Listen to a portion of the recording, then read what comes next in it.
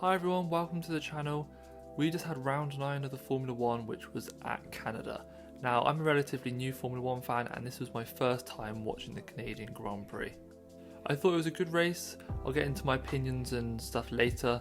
I asked you on my Twitter to rank all the drivers from 1 to 4 stars. And I'm going to be going through my driver ratings and your driver ratings in this video. I had over 200 votes total. So yeah, if you're not following me on Twitter, it's at Dan_off-the-grid. And yeah, make sure to follow and take part in the polls for these next races. I'm going to be doing these videos after every Grand Prix. So let's dive into the driver ratings. So we start off at the front of the constructors and we're going to be starting with Max Verstappen. Now, this was another one of Verstappen's flawless weekends. Qualified on pole, never really looked in threat, mainly due to Leclerc starting at the back of the grid. But yeah, solid weekend from Max. You rated him a 7.2, which I thought was a bit harsh, but a lot of people were giving him 1 stars. I gave him a 10 out of 10. I don't think he did anything wrong. The composure that he was driving with Sainz catching up on him in the last 10 or so laps after the safety car. Yeah, he never looked like he was going to make a mistake. He never looked like he was going to bottle it. I think he's easily the best performing driver on the grid right now. Faultless weekend from him, really. Moving on to Sergio Perez now, and yeah, I gave him a 3 out of 10. You gave him a 1.2, which was the lowest out of all drivers on the grid, which I think is a bit harsh. He had the failure in the race, but yeah, had that crash in qualifying. I think it's in Q2. Where yeah, he just locked up and went straight into the barrier, which made him start at the back of the field. Unlucky to have another mechanical. Red Bulls have been a bit more reliable recently, but yeah, another engine issue for Perez. But yeah, not much you can do on the race. These ratings are sort of heavily skewed by the race, but also take into effect quali. So I think that's where the very low ratings come from. That's where I think the low ratings come from. But yeah, not a great weekend from Checo, pushing Max a lot recently. But yeah, this would be one to forget for him. Next on the list is Charles. You gave him a 7.5 and I gave him a 7 out of 10. Considering he started at the back of the grid, I think he did well. A lot of people, well, he actually got voted on Sky for driver of the day, and I think a lot of people overhype the fact that he got from 20th to 5th. Now, don't get me wrong, it's a brilliant drive from him, but I think when you're on arguably the quickest car on the grid, getting from 20th through the back markers is relatively easy, and I think no one would have expected him to finish anywhere below, say, maybe 6th or 7th, and I think most people at the start of the race would have expected him to get to 5th. So yeah, you've got to appreciate his ability to get through the field, but yeah, I think it's not as great as some people hyping it up to be, and we've seen drivers in the past get from the back of the field onto the podium, and he wasn't able to do that over the 70 laps. I think it was an okay weekend for Charles. Obviously he had to take that penalty, and he'll be hoping his car's fine for the next race at Silverstone. Not the best weekend as a whole from him, but a fairly decent recovery drive, and I think he'll be relatively happy with that points finish. Moving on next to Carlos Sainz, and yeah, I gave him an 8 out of 10. You gave him a 6.7, so slightly less, which I think is fair, but I think there's 2 ways of really thinking about this. First way is he wasn't getting anywhere close to Max. He even had the safety car which bunched the field up, and he was sort of getting within the sort of 8 tenths and 7 tenths, but he needed to get a bit closer and he couldn't seem to get that close to him before the DRS zone down the straights, and yeah, he just wasn't getting anywhere near him at the Wall of Champions, to be honest, to even get for an overtake. So you could see it like, if Leclerc was in Sainz's shoes, would he have passed or fought Verstappen harder? And I think he would have. You got to think, is he at the same level as Leclerc at the moment? Probably not. Which I think is why people are rating him lower. The other way of thinking about it is, what do Ferrari want? They want a driver that's reliable, can pick up constructors' points, can replace Charles when needed, and most importantly is just finishing races high and picking up points. People like sort of Bottas, they were brilliant because they were such a good team driver, because when Lewis would have a mistake, he would be there in his place to pick up points. He wasn't sort of the driver on Max or Lewis's level to be he's either winning the race or not finishing. Definitely a driver that I think he's never gonna, I think this race has shown he's probably never gonna be a world champion. I don't think he's at that level. Even at a team like Red Bull, I don't think he could do that. But yeah, he can definitely do a brilliant job for Ferrari this season. I think they could still win the Constructors, and I think he can help Leclerc to win the Drivers' Championship for Ferrari.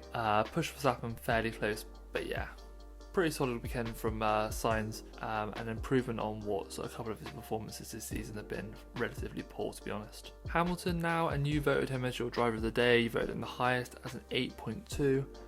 I gave him a 9. I thought it was a brilliant drive from Hamilton. It's great to see him back smiling. He has a positivity again.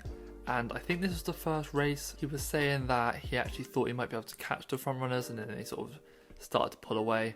But he had that motivation that he actually thought he could catch those cars, and he was in with a fight.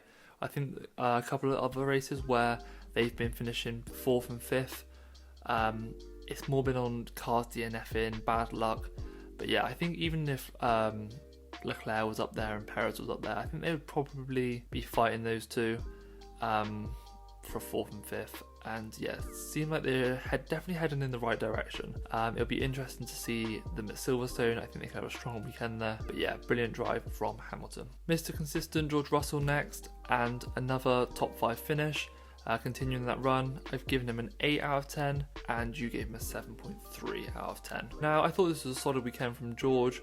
Didn't really seem like he was going to overtake Hamilton at any stage, and he started a few places further back due to that really bold strategy of putting the softs on during qualifying, while the track was sort of in that crossover stage and he was the only driver to do it. I thought it was a bit strange. I thought Ricardo or maybe one of the other drivers would have potentially gone for that. They had less to lose. I think Russell could have definitely stuck it top 3 with the Inters.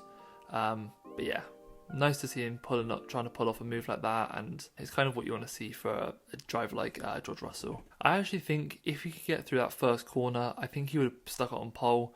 That first corner, there was a puddle on the first corner, or is it technically the second corner? And yeah, he was going pretty quick into that and just didn't have the grip. The rest of the track was a lot drier than that corner, so it would have been really interesting to see if he could get through that first corner, probably lose about half a second maybe. I think he would have easily made the time up on the sort of traction out of the other corners. Obviously he made that mistake, managed to recover pretty well in the race. On to the McLaren drivers, and Lando Norris, I gave him a 5 out of 10, you gave him a 4.3. Obviously didn't finish qualifying after having that engine issue, and yeah, he had to replace his engine with an old engine for the race, which I think it was rumoured they were saying he was losing about 0.3 seconds a lap from using that engine. So yeah, his pace wasn't great, but yeah, probably wasn't his fault, and he was on a similar pace sort of to Ricardo throughout the race, but yeah, he started quite a lot further back. And yeah, he got absolutely screwed over on the pit stop. They double stacked the McLarens. He came in, had to wait, eventually got on, and then they put the wrong tyres on, which was just, yeah, he put him dropped him straight to the back of the grid, and he probably gave up then, to be honest. Not much to say. I don't think it was really his fault. Not really anything he did wrong driving wise. Just quite a really poor weekend from McLaren. Car issues, pit stop issues, and I think their strategy was pretty poor as well. Daniel Ricciardo, I gave him the same as Lando, a 5 out of 10. And you thought he was slightly worse with a 3.9 out of 10. I think he was sort of similar to Lando in the fact that the car wasn't great. He managed to get to Q3, which I thought was pretty impressive for that McLaren. Didn't have great pace the whole weekend. But yeah, not great. He was stuck in the midfield for the majority of the race, sort of fighting the likes of Zhou and Vettel, and yeah, when he came out after the safety car, he was just fighting the midfield drivers, didn't really have much more pace than them, and I think he lost a few places, finishing 11th overall. So yeah, not a great weekend from Ricardo, but it's the second weekend now where he's finished above Lando, and I think he'll take that as a positive, even if they might not be both purely on pace. I think even just the mental aspect of finishing above your teammate twice. He's definitely not performing at the level I expected to, but I think he's definitely taken a step up over the past few weeks, which is good to see because I want to see him in Formula 1 next season. So yeah, hope McLaren can pick up the package and deliver a strong car in a few weeks at Silverstone. The man of the weekend, Fernando Alonso. Now, there's so much talk about him the whole of this weekend, obviously starting on the front row of the grid. brilliant qualifying performance from him. He's been really solid in the wet this season. But yeah, it just sort of went downhill from there. He was talking it up quite a lot, saying he was going to dive bomb Verstappen and he's going to sort of go all elbows out. But yeah, didn't get a great start off the line. And then yeah, never really got close to getting a move on Verstappen. I gave him a 7 out of 10. That includes his quali performance, so I think at the start of the weekend he'd be happy with that result, but yeah, it was a bit anticlimactic, and you gave him a 4.7, which I think was fair for the race. Weird strategy from Alpine. They had 2 virtual safety cars where you can gain about 8 seconds. Decided to stay out on both of those, and I think he was on the mediums as well. So I don't know, I was watching it and it made no sense, to be honest. Don't know what the strategists were doing there. But yeah, ended up pitting, went to the end on that set of tyres, and apparently had an air leak from lap 20 onwards where he was losing pace. I think that makes sense why Ocon was able to pass him. Like I said, anticlimactic weekend, started off strong, sort of went downhill. But the Alpine in Baku and here has been looking good. I think they're definitely above McLaren at the moment, and yeah, they've probably sort of picked up the most form recently out of any team on the grid. Ocon next, and yeah, I've given him a 7 out of 10, you've given him a 6.4. I think these ratings are heavily influenced by the overall race position, but yeah, he obviously finished above Alonso, and Alonso actually got that penalty for weaving on the straights, which dropped him down even further to I think P9. Pretty solid weekend from Ocon. I don't think he was ever on Alonso's pace, like raw pace, but obviously Alonso had those car problems. He seems to be picking up a lot of points, Ocon, and he's always there and thereabouts. He's sort of like the George Russell for Alpine. Solid weekend from Ocon, and he's actually doing a fairly decent job in pushing Alpine up the constructor standings. Now, after probably one of the best weekends for any team in Baku, AlphaTauri had an absolute nightmare. They had the worst weekend they could have imagined. Giving Gasly a 4 out of 10. But yeah, you gave him a 1.9. Just not on it all weekend. Didn't qualify great, but yeah, the paces wasn't there for Gasly. Wasn't really covered much in the race, but yeah, there was not too much to note. I'm not sure what the difference between their pace between Baku finishing P5 and this race was, but yeah, he'll want to forget this one for sure. Moving on to Yuki Snowden, and yeah, giving him a 3 out of 10. You gave him a 1.6, pretty low. I thought he had a better race than Gasly, obviously, until that crash. Didn't have great pace, but yeah, he was passing a few drivers and he was ahead of Gasly for the majority of it. But yeah, he obviously had that pit stop where he came out on the fresh set of cold tyres and just went absolutely hurtling straight into the barrier. Don't know why he was going so quick. Don't know if he had an issue or anything, but yeah, he just went absolutely flying, forgot to press the brakes and just absolutely clattered the barrier. Luckily he was fine, but yeah, that caused a safety car, which actually made the race a lot more tense towards the end. I think the race probably would have been not great without that final safety car, but yeah, extremely poor from Tsunoda. Sort of something, it reminded me of a Tsunoda from last year. He's been one of my drivers of the season so far, but yeah, poor weekend from the AlphaTauris and poor weekend from Tsunoda. Moving on to Bottas, I gave him an 8 out of 10, you gave him a 4, which I thought was extremely low. Yeah, finished the race in P7, which I think was extremely underrated performance, to be honest. He kind of went under the radar. I didn't realise he finished that high until I looked back to film this video, and yeah, I didn't realise he finished that high. Obviously Alonso got that grid penalty, but yeah, P7, decent amount of points for Alfa Romeo, and yeah, really solid from Bottas. Exactly what the team will be wanting from him. It's nice to see they didn't have any issues with that Ferrari engine, as both drivers finishing in the points as well. Moving on to Zhou, and yeah, I gave him a 9 out of 10. He's probably my driver of the day, and yeah, you gave him an 8 out of 10. Strange that he finished behind Bottas, but then he got an 8 from you guys and a 4 for Bottas, but I think this was more not on final position, but just during the race.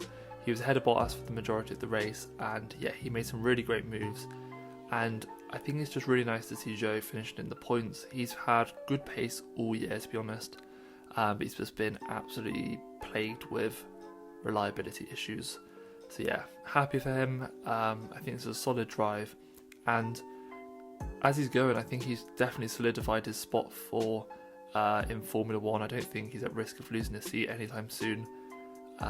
And he's definitely sort of over-delivered expectations of what I was expecting at the start of the season. So yeah, really happy for Joe and seeing what he can do the rest of the season. Alex Albon managed to get the Williams up to P13, so I gave him a 7 out of 10. He's constantly outperforming Latifi, but yeah, that's just going by standard now. And you've given him a 6.7, so yeah, pretty similar ratings. I think that the Williams is easily the worst car now on the grid. It's clear. The Haas is clear of it, although the Haas seems to have a lot more of a range. It's sort of, some weekends it's up there, could be the 4th fastest car. Other weekends it's down there with the Williams, whereas the Williams, they're just constantly rock bottom, especially in qualifying. In the race, Albon sometimes has the potential to sort of push up there to the sort of midfield, but yeah, he's not really got much to work with, to be honest. But I think he's doing an absolutely brilliant job at Williams. What I think Williams need is another driver on his level that they can fight in the midfield for, to be honest. I think with Latifi finishing at the back every race, they're not going to get this car developed as much as they need to.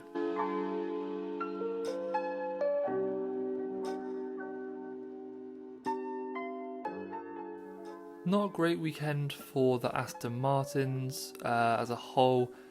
They seemed like they had a lot of potential on Friday in practice, and then some reason in qualifying, I'm not sure what happened to their setup, but yeah, they both got knocked out in Q1, and yeah, extremely disappointing. Vettel was sort of really confused, wasn't sure what happened, wasn't sure why he couldn't get the car working, so I've given him a 5 out of 10, no points for Vettel after a strong weekend last week in Baku. So the Aston Martin's definitely on the up from where it was at the start of the season, but they need to bring the consistency and yeah, figure out what they're doing with these setups to make sure they can maximise the performance every weekend. Lando Stroll scoring a point at his home Grand Prix, finishing above Vettel after getting knocked out in Q1.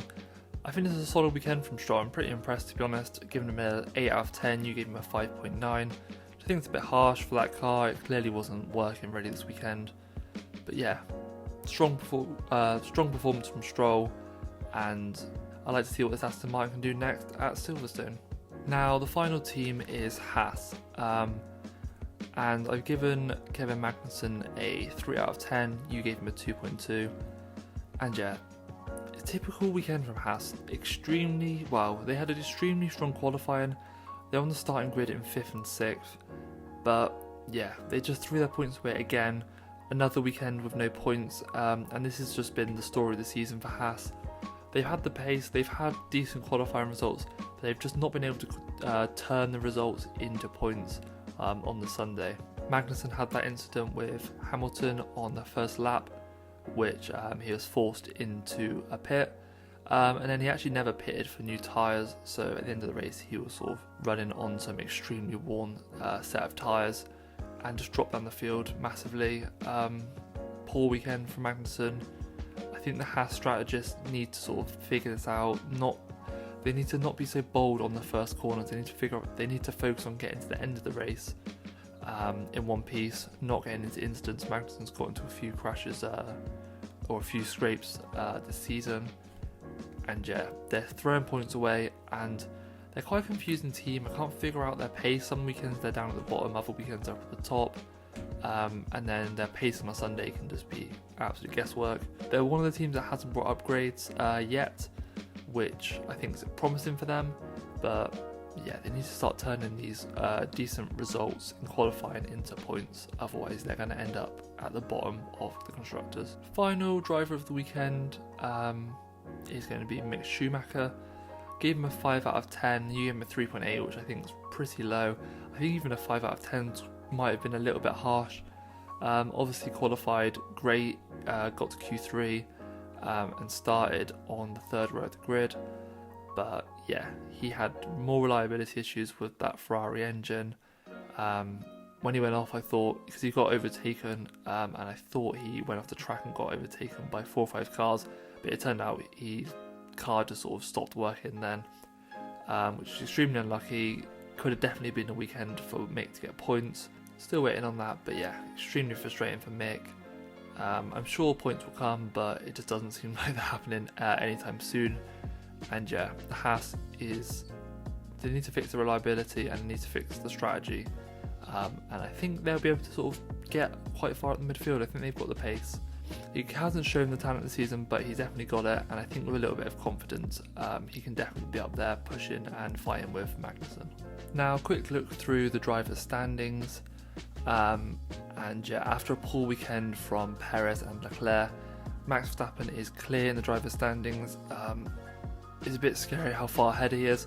Obviously, a few DNFs, and he's back in the title fight, but yeah, I think it's pretty comfortable to say that he's going to be the champion this year. I think unless Mercedes can catch them with sort of improving their car, or Ferrari sort out their reliability, yeah, I can't see Max Verstappen getting beaten. I think he's driving on another level this season, and yeah, he's absolutely brilliant.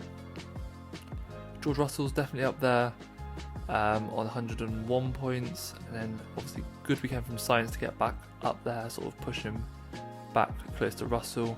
Hamilton still on 77 points, but another strong weekend from him.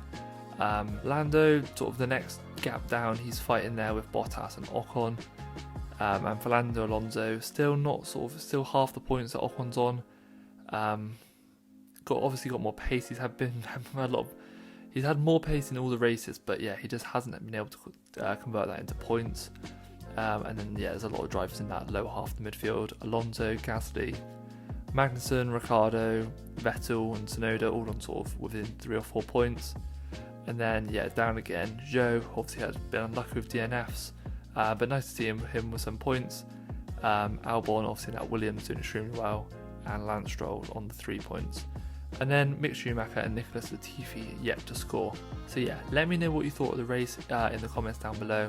Who's your driver of the day? And yeah, thanks for watching to the end if you've made it to this far.